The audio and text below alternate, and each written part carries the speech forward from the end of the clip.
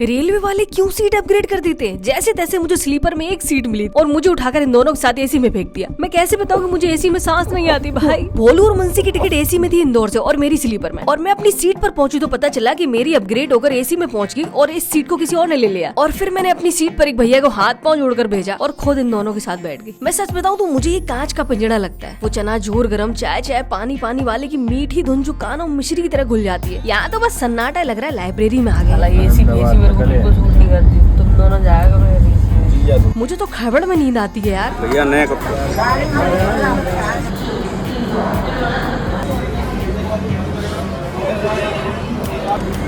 करता रहता है?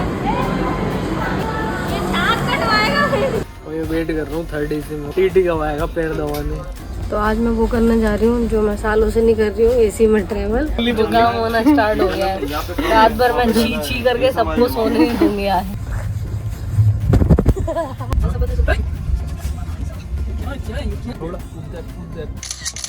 इतना हाई एसी चल रहा था, पूरा शरीर अकड़ गया रात भर में। पहले चद्दर, फिर जो बिछी हुई चद्दर थी वो भी ओढ़ ली, फिर कंबल भी ओढ़ लिया। 2 चद्दर एक कंबल के बाद भी मुझे ठंड लग रही थी। कहाँ है इसका मुंह? चिल्ला रही है। मैं बाहर जाती तो मुझे सांस आती, अंदर आती मेरी नाक बंद हो जाती।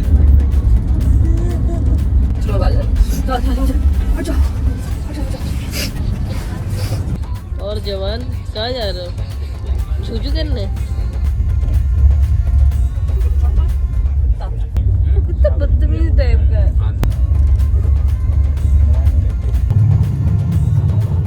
लोग मुझसे अक्सर पूछते कि आप इतना कैसे घूम लेती हो? तो मेरे भाई, मेरे पिताजी मुझसे बड़े ट्रैवलर हैं, और उनके बड़े भाई यानी कि मेरे ताऊ जी उनसे भी बड़े ट्रैवलर, और उन दोनों के पिताजी यानी कि मेरे दादाजी उनसे भी महान ट्रैवलर थे। तो ये डीएनए में ही है भाई घूमना। देश की ऐसी कोई जगह नहीं है जहाँ पापा गए ना हो। उन्हें सब पता है किस डिस्ट्रिक्ट में, किस सिटी में कहाँ से ट्रेन और बस मिलेगी। वो मुझे समझा रहे हैं कि द्वारका से सोमनाथ अगर ट्रेन ना मिले तो बस से कैसे जाऊँ। अपने अर्ली 30s तक पापा इंडिया और इंडिया की नेबर कंट्रीज घूम चुके हैं। ट्रैवलिंग से रिलेटेड एडवाइस के लिए मुझे घर से बाहर नहीं जाना पड़ता। घर में इतने महान ट्रैवलर बैठे हुए हैं।